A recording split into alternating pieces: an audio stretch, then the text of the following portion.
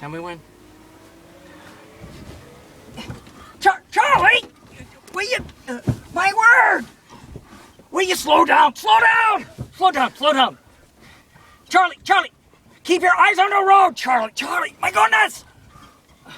Okay, Tim, look. Wait! We're in the church parking lot. Do you really have to get this excited? Well, I wanted to make it as real for you as possible. You know, I'm trying to prepare you. I know, you've really worked hard to prepare me, but take it easy. I'm keeping my eyes on the road. I'm doing my best to be prepared for this trip. Plus, you know, all the preparation isn't just about learning how to drive. There's so much more than that. Yeah. I think that actually leads us to our next devotion topic, doesn't it? Yeah, I really wanted to come off and tell people that this trip is really, really important and that they needed to be prepared. Prepare you for whatever happened out there. And I came across Hebrews 12. This is the fourth road we're talking about. Keep your eyes on the road, right? Keep your eyes on the road. What were the other three? We started with the Damascus road, and then we talked about the Moriah road, the road of sacrifice. We talked about the Emmaus road, which was the road of doubt. And now we're trying to prepare you to keep your eyes on the road. Because a lot of times we tend to look at everything around us except for what's in front of us, what we need to focus on.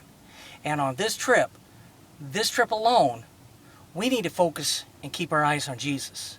It says here, let us fix our eyes on Jesus in verse 2. Hebrews 12:2, it says, let us fix our eyes on Jesus, the author and perfecter of our faith, who for the joy set before him endured the cross, scorning its shame, and sat down at the right hand of the throne of God.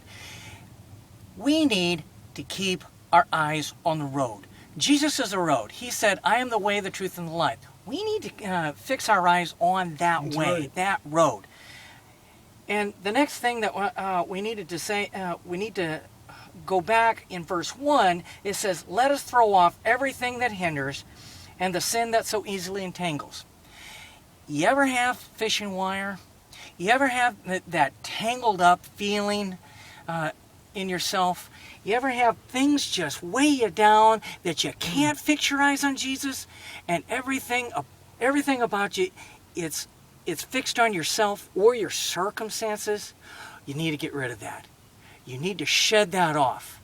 The sin that so easily entangles, that weight that weighs you down, you need to get rid of it, whatever it is, and you need to stare into the face of your Savior. This is paramount.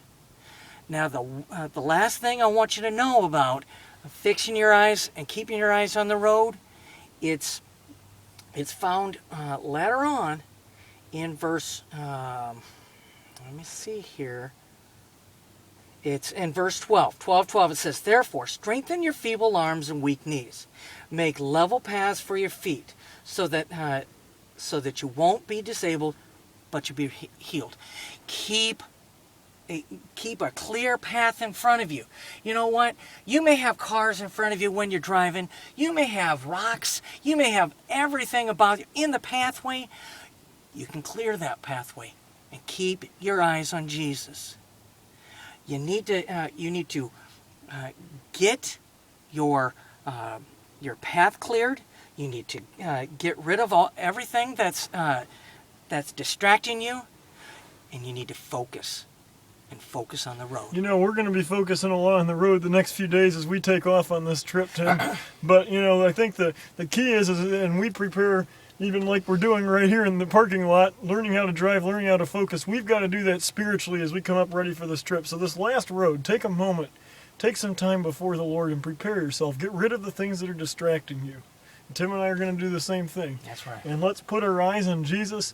And I'm telling you, if we go as a focused group, God will use us in amazing ways as we dedicate ourselves to the focused purpose of sharing His gospel and focusing on Him and pointing to Christ. That's right. So Tim, let's be in prayer ourselves. You all be in prayer, and let's get on the road, Tim. Okay, let's go.